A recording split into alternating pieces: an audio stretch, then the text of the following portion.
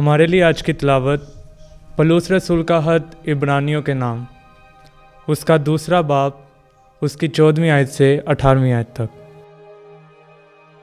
बस जिस हालत में फर्जंद खून और गोश्त में शरीक होते हैं, इसी तरह वो ख़ुद भी उनमें शरीक हुआ, ताकि मौत के वसीले से उसे तबाह करे जिसे मौत पर इख्तियार हासिल था, यानी शैतान को, और ताकि उन्हें छुड़ा ले जो उम्र भर मौत के डर से ग़ुलामी में गिरफ़्तार रहे।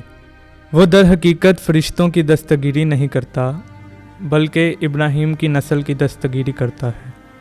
इस सबब से लाजिम था कि वो हर बात में अपने भाइयों की मानित बने, ताकि वो खुदा के पास उम्मत के गुनाहों का कफ़ारा करने के वास्ते एक रहम दिल और ईमानतदार कहने आज़म ठहरे।